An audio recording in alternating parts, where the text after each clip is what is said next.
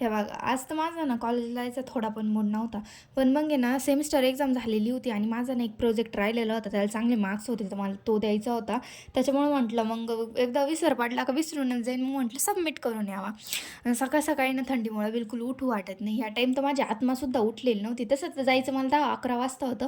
पण मग मी आवरत होते सकाळ-सकाळी, कारण माझ्या बहिणीला पण जायचं होतं. मग तिला मला शाळेत सोडायचं होतं.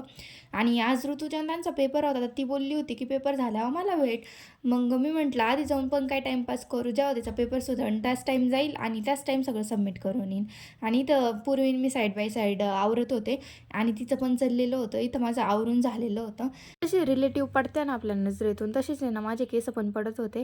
आता आवरता माझ्या डोक्यात फक्त एवढाच विचार चाललेला होता, कॉलेजला जावा की नाही जावा, जावा की नाही जावा. मी फक्त याच्यामुळे चाललेले होते की ऋतुजा मला बोललेली होती ये म्हणून, आणि माझं पण काम होतं.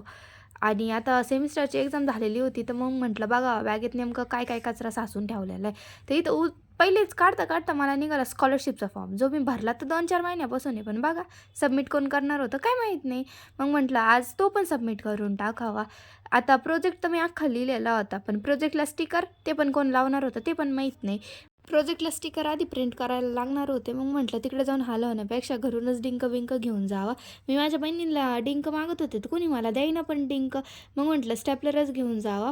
तर आता इकडून-तिकडून स्टॅपलर सापडलं, तर स्टॅपलरच्या पिना मला कोणी द्यायना. मग माझ्या बहिणींकडे भीक मागितली, तर त्यांनी स्टिकर दिलं.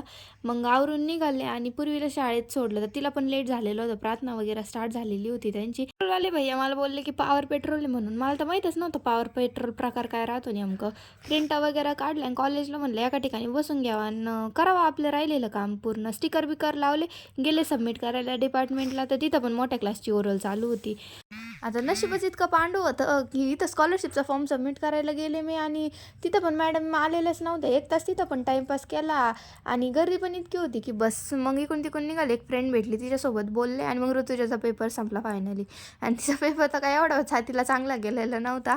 काही असो, इकडं मॅडमचं काय खायचं काम थांबत नाही ना. आम्ही जेवत होतो, आम्हाला पाहून एक खारुताई पण आली. तिला टाकली चपाती, पण तिनं काय खाल्लीच नाही इथं ऋतुजा तिच्या भावाची वाट पाहत होती. मग मी काय केलं, हे मनी प्लांटचं झाडच तोडून घेतलं.